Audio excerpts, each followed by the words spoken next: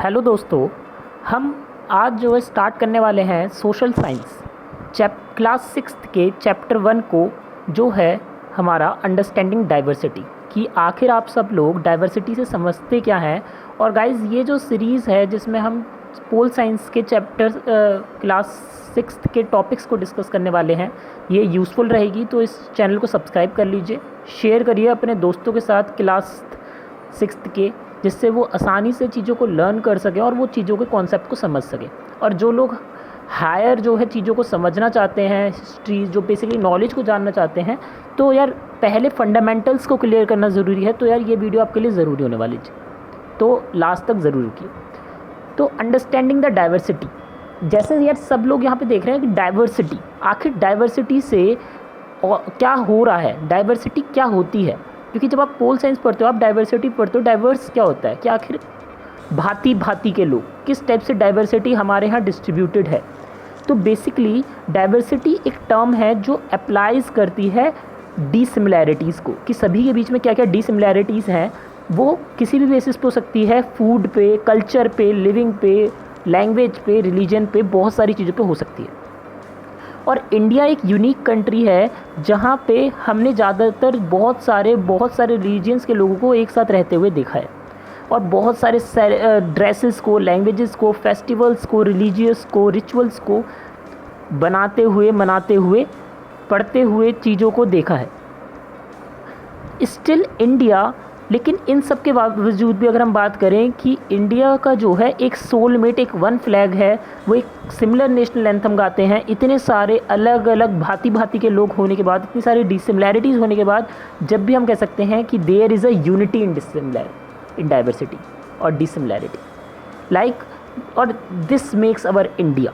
तो यार दोस्तों, हमें अपने सबसे पहले कॉन्स्टिट्यूशन, इन सबको जानने से पहले हमें सबसे पहले वहाँ के फंडामेंटल्स को क्लियर करना ज़रूरी है कि डाइवर्सिटी क्या होती है, यूनिटी ऑफ डाइवर्सिटी को क्या कहते हैं, जो भी हमने डिस्कस करा कि यूनिटी ऑफ डाइवर्सिटी क्या है। कि इन सब चीज़ों के होते हुए, कि जगह जगह अलग अलग लोगों के होने के बावजूद, इंडिया एक सिमिलर फ्लैग को सल्यूट करता है, एक सिमिलर नेशनल एंथम गाता है। और ये सारी चीज़ें हमें बताती हैं कि इंडिया जो है एक यूनिटी पे बेस्ड है, यूनिटी है इन डाइवर्सिटी में। डाइवर्सिटी हम देखते हैं जब हम जगह जगह डिफरेंट पार्ट्स में वर्ल्ड्स के घूमते हैं, जाते हैं, और हम देखते हैं कि डिफरेंट लैंड्स पे डिफरेंट चीज़ों को हमें ट्रेड करने का, सीखने का मौका मिलता है, और लाइफस्टाइल्स को, कल्चर्स को अडॉप्ट कर रहे हैं लोग। और बेसिकली तो हम कह सकते हैं डाइवर्सिटी जो है वो दिखती है हमें because of geographical variations and the natural calamities. जैसे कश्मीर में जो है कोल्ड प्लेस है, कश्मीर में टेम्परेचर बहुत ज़्यादा कम रहता है, इवन 0 तक भी चला जाता है, वहाँ पे लोग वूल के कपड़े पहनते हैं। तो ये सारी चीज़ें हमें बताती हैं कि there is a diversity. And I hope आप डाइवर्सिटी जो टॉपिक था वहाँ इस चैप्टर का मेजर वो समझ चुके होंगे। बेसिकली इसमें क्या है, ऑथर ने जो है 2 एग्जाम्पल्स इसमें दिए हैं। एक उसने क्या लिया है, एक उसने रिच क्लास पर्सन लिया है जो अपनी साइकिल पे रोज़ाना अपने जो है स्कूल की तरफ जा रहा होता है, और एक जो है एक बच्चा है जो न्यूज़पेपर सेल कर रहा होता है रोड पे। और बेसिकली यार जब हम एक दूसरे को वो देखते हैं तो उनके माइंड में बहुत सारे क्वेश्चंस आते हैं कि यार ये छोटा सा बच्चा न्यूज़पेपर सेल कर रहा है, और वो पर्सन उसको देख के कहता है भैया लो न्यूज़पेपर ख़रीद लो।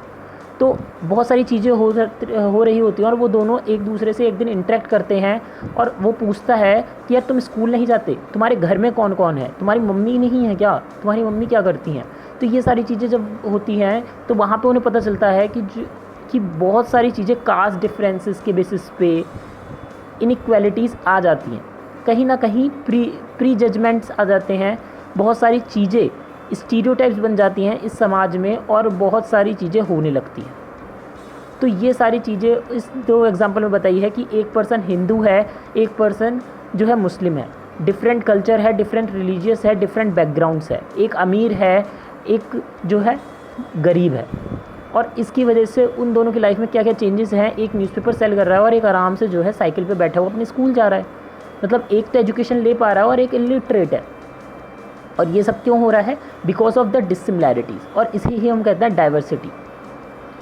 और जब भी, लेकिन क्या ये डाइवर्स होना क्या एक दूसरे को समझने में रुकावट बन सकता है? क्या हम फिर भी दोस्त नहीं बन सकते? बन सकते हैं। तो बेसिकली अगर हमसे पूछा जाए कि what does diversity add to your life, आखिर क्या डाइवर्सिटी आपकी लाइफ में ऐड कर जाती है। डाइवर्सिटी बेसिकली डिसिमिलैरिटीज़ हैं इन आवर लाइफ्स में। It is observed in religious function, in the festivals, in language etcetera, जो हम फेस्टिवल्स में, फंक्शंस में, कल्चर में देख सकते हैं।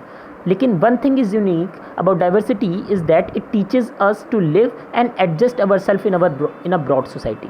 लेकिन इसके बावजूद भी हम ये कहते हैं कि डाइवर्सिटी होने के बावजूद भी ये हमें चीज़ बेसिकली सिखाती है कि हम कैसे रहें और कैसे हम एडजस्ट करें अपने आप को इस ब्रॉड सोसाइटी में।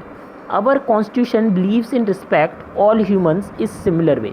जो कॉन्स्टिट्यूशन है वो बिलीव करता है कि सारे ह्यूमंस जो हैं वो सिमिलर वे हैं। Diversity make us to learn it. Diversity बस इसलिए है कि तुम एक दूसरे से सीखो, चीज़ों को अपनाओ, एडजस्ट करो और एक ब्रॉड सोसाइटी क्रिएट करो, और हम कैसे डिफरेंट लोगों के साथ, कास्ट के साथ, कल्चर के साथ रहें, ये हमें जो है डाइवर्सिटी बताती है।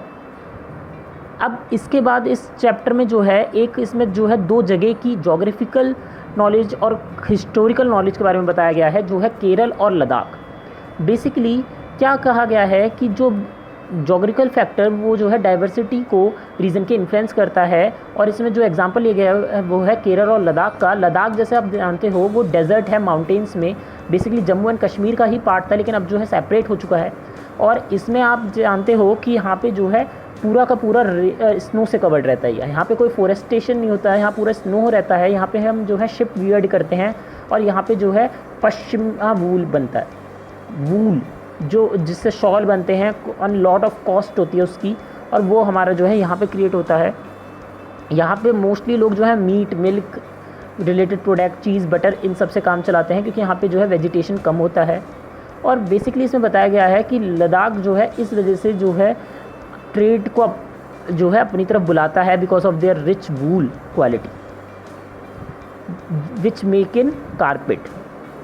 बेसिकली एक चीज़ और बताई गई है कि बुद्धिज़्म जो थी वो रीच करे था तिब्बत को लद्दाख के थ्रू, और लद्दाख को इस वजह से कहा जाता है, लिटिल तिब्बत भी लद्दाख को कहा जाता है। यहाँ पे पहले से ही मुस्लिम पॉपुलेशन थी, एक सिग्निफिकेंट मुस्लिम पॉपुलेशन थी, और ये बताया गया है कि मुस्लिम और बुद्धिज़्म जो है साथ में जो है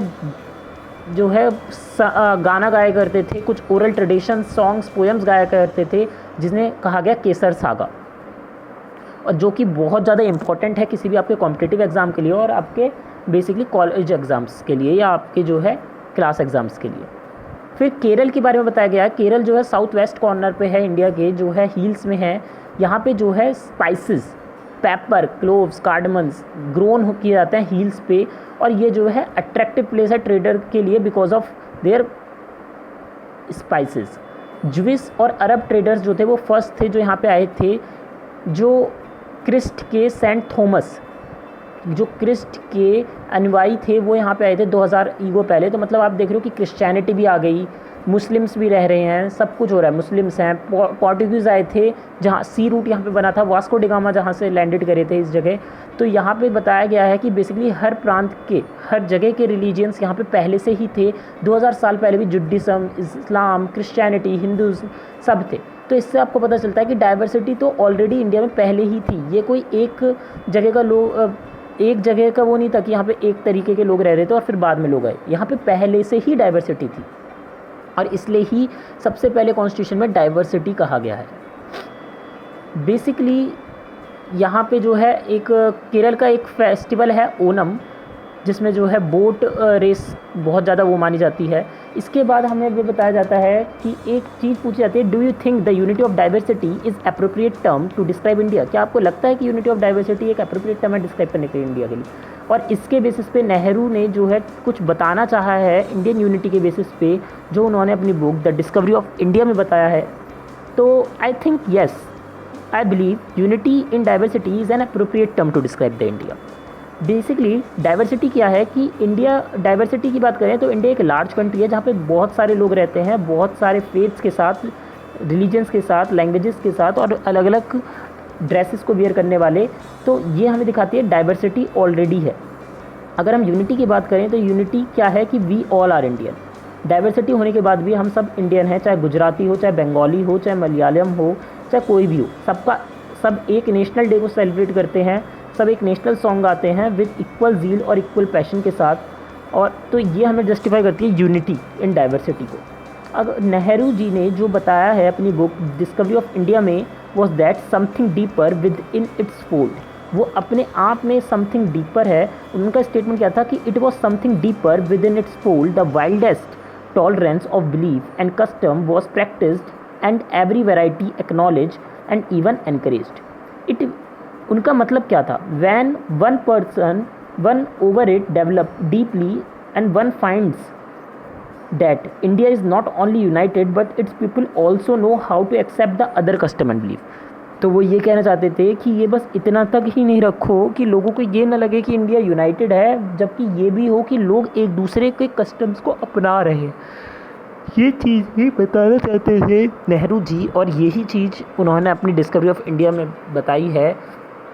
आई होप दोस्तों आपको ये चैप्टर समझ में आया हो। बेसिकली ये समरी है छोटी सी जो हमने इस चैप्टर के बारे में बताई है। तो chapter 1 of history book understanding diversity, ये बेसिक छोटी समरी है। अब आप जब इस चैप्टर को एक बार रीड करोगे तो आपको बहुत अच्छे से समझ में आ जाएगा। तो दोस्तों जल्दी से अपने सभी दोस्तों के साथ इस वीडियो को शेयर कर दीजिए और ज़्यादा से ज़्यादा लाइक कमेंट करते रहिए, जिससे हमें भी मोटिवेट मिले।